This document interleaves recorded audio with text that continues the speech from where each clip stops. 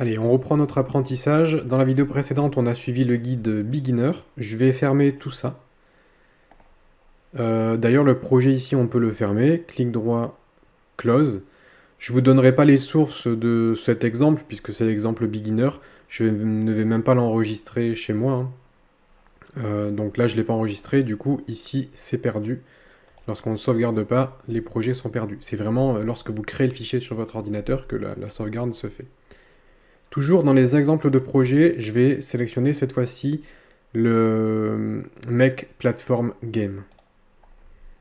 On va démarrer le projet, je vais faire New, on va créer le projet, Next, et donc là on va créer notre jeu de plateforme. On double-clique pour pouvoir créer un sprite, je clique pour créer le sprite et je fais glisser le personnage. Ok. Donc là on a notre personnage, je vais le renommer en player.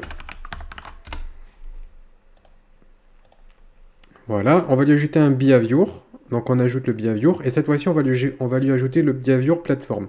Donc nous, jusqu'à présent, on a utilisé le 8 directions pour les personnages. Mais le plateforme, ça fait un peu pareil. Enfin, on va pas pouvoir se déplacer dans 8 directions. On ne pourra se déplacer que de gauche à droite. Mais on aura aussi la possibilité de sauter. Et ça va directement gérer le fait qu'on puisse sauter sur des plateformes. C'est vraiment un comportement spécifiquement fait pour les jeux de plateforme 2D. Vu de côté comme Mario, hein. Ok, on va ajouter un autre behavior qui sera toujours le scroll to. Celui-ci, on l'utilise quasiment tout le temps. Et là, notre player est prêt. Pour l'instant, on ne peut pas vraiment tester parce que là, il tomberait dans le vide. Il va falloir qu'on crée un sol. Je double-clique pour créer un tilde background. Je clique. Et je vais faire glisser une petite texture de mur de briques ou un sol en briques. Et quand vous faites un tilde background, vous avez la possibilité de l'étendre comme ça pour créer vraiment une plateforme. Ensuite, vous pouvez ajouter un behavior sur cette plateforme et dire qu'elle est solide. Je vous avais déjà présenté ce petit composant, ça permet vraiment de rendre solide un élément. Ok, donc là, notre plateforme, elle est solide. Je peux l'agrandir ici.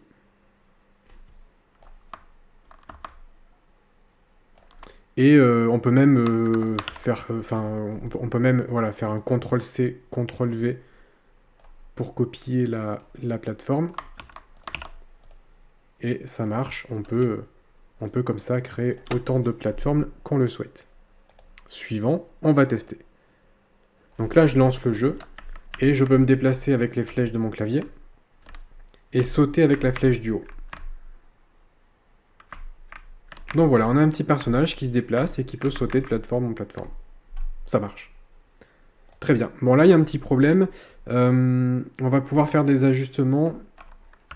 Bon, ici, on me propose d'ajouter des plateformes. Pour l'instant, je vais m'arrêter là. Bon, je suis obligé de tester puisque ça fait partie du guide. Je quitte directement. Et on va créer un nouvel objet.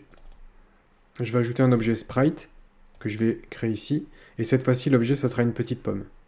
La pomme, ça sera l'objet à ramasser. Je vais l'appeler... c'est une tomate d'ailleurs. On va l'appeler tomato. On va pouvoir la copier. Si je maintiens CTRL enfoncé, ça copie automatiquement. Je maintiens CTRL et puis je déplace la pomme, ça copie automatiquement. Ou alors on peut faire CTRL-C et CTRL-V. Sauf que lorsque vous faites CTRL-V, il va falloir cliquer pour dire là où vous voulez ajouter la tomate. Bon, ok, j'en ai créé 9, c'est très bien. Je clique sur Next. Next. Je vais double-cliquer pour ajouter un nouvel objet. Cette fois-ci, on me dit d'ajouter le keyboard, ce qui va nous permettre de gérer les touches du clavier. On va aller dans le Event Sheet ici. On va ajouter notre premier événement sur le player. On collision with another object. Et on va tester la collision avec la tomate. Si la collision avec la tomate se produit, on va agir sur la tomate et on va la détruire. Je passe très vite parce que ça, vous connaissez. On va encore ajouter un événement type keyboard. On key pressed, donc lorsqu'on appuie sur une touche, on va... là, vous allez devoir appuyer sur la touche que vous voulez tester. Donc nous, on va tester la flèche de gauche. Donc on va gérer la flèche de gauche, ici. On clique sur OK. Et si jamais on appuie sur la flèche de gauche, on va ajouter une action sur le player. Et on va faire un set mirrored que je vous avais déjà présenté. Et ici, on va bien choisir le mirrored. Alors d'ailleurs, je suis pas certain... Enfin, le guide me dit on est déjà en miroir, donc je pense qu'il faut plutôt qu'on choisisse l'inverse. Voilà, not mirrored pour regarder à gauche. Ok, là on va ajouter une touche keyboard, key pressed, et on va tester la flèche de droite cette fois-ci. Parce qu'il va falloir qu'on refasse le miroir lorsqu'on se dirige de l'autre côté. On va ajouter l'action sur le player, set mirrored. Ok. Et là, normalement, notre personnage devrait regarder dans la bonne direction. On teste, je me déplace à droite et à gauche, et on voit que le personnage regarde dans la bonne direction lorsqu'il se déplace. Je peux ramasser les tomates, et voilà. Pour l'instant, rien de spécial. Donc là, on a créé un platformer basique. C'était assez court. Ce qu'on peut faire, c'est aller un tout petit peu plus loin. Je vais ajouter un layer au-dessus, IHM. Je vais double-cliquer pour ajouter du texte.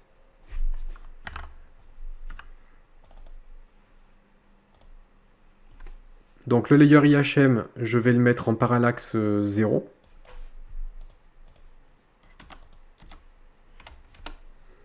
Le texte, on va le positionner en haut à gauche et je vais mettre 0.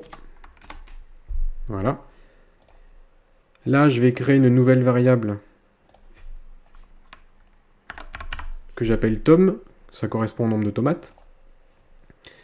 Dès que je ramasse une tomate, je vais faire une incrémentation add to tom 1. Donc j'ajoute 1 à ma tomate. Et je vais ajouter une action sur le texte, faire un set texte ici, qui correspondra à tom, donc la valeur du nombre de tomates. Terminé, je teste, je lance le jeu, et on voit bien que ça modifie la valeur de ma variable ici. Je ne vais pas faire une interface jolie puisqu'on a déjà vu ça ensemble, je vais laisser ça comme ça, tel quel. Il y a un problème qu'on pourrait corriger dans le jeu, et ce problème, c'est si le personnage tombe dans le vide. Donc ce qu'on peut faire ici, c'est... je vais double-cliquer. Je vais double-cliquer. Je vais prendre un... Allez, je vais prendre un sprite que je vais positionner ici. Et je vais dessiner moi-même quelque chose. Je prends l'outil pinceau, on a l'outil ligne, rectangle, rond, remplir, on a la gomme, on a le crayon, on a des couleurs à notre disposition. Là, je vais juste avec clic droit faire mon propre sol, comme ça. Voilà, très bien. Ici, donc, au niveau des collisions, je vais faire quelque chose comme ça. Ça n'a pas besoin d'être très précis, ça n'a aucune importance. Je quitte, et là, je me retrouve avec ma forme. Ce que je vais faire, c'est que la forme ici, je vais l'agrandir comme ça. Voilà. Donc on a une forme ici. Et cette forme, je vais la masquer. Au niveau de l'opacité, je vais mettre 0%. Ce qui fait que la forme sera invisible. Je vais aller dans l'event sheet ici. Je vais ajouter un événement sur ma forme. Je vais dire on collision with another object. Je vais choisir l'objet player. OK. Et si jamais le player tombe dans le vide, forcément il va passer au travers de la forme. Je vais donc ajouter une action... alors d'ailleurs non, je vais refaire un JavaScript. Ajouter script, alerte, perdu. Voilà, donc on va juste ajouter un petit script pour dire qu'on a perdu. Je crois que la forme, je ne l'ai pas mise sur le bon calque. Je vais la mettre sur le layer 0, voilà. Je me fais toujours avoir, hein, mais vous comprenez le principe. Je lance le jeu, donc là je peux jouer, normal. Et si je tombe dans le vide, ça détecte bien que je suis tombé dans le vide. Et j'ai perdu. À ce moment-là, ce qu'on peut faire, c'est un système...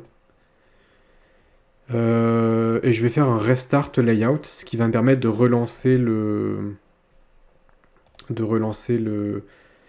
la chose actuelle. Et le script ici, je vais faire un toggle disable, ce qui me permet d'annuler, enfin ça me permet de garder l'action ici, de la laisser, de ne pas la supprimer, mais ça ne se déclenchera plus. Je l'ai désactivée. Ça permet juste d'archiver, de la garder pour pouvoir la réactiver plus tard si besoin. Je retourne sur mon projet que je lance. Je vais tomber dans le vide. Et là, ça restarte le layout. Donc vous savez comment créer un jeu qui se relance si jamais le personnage tombe dans le vide. Évidemment, le score ne se réinitialise pas. Je ne vais pas le faire, parce que... Ah si, pardon. Non, ça ne se réinitialise pas. Je ne vais pas le faire parce que je vous avais déjà montré comment faire pour réinitialiser le score. Il vous suffit de remodifier la variable globale et de lui mettre 0. Parce que lorsque je tombe, ça relance le layout sans remettre la variable à 0. Mais ça, vous savez faire.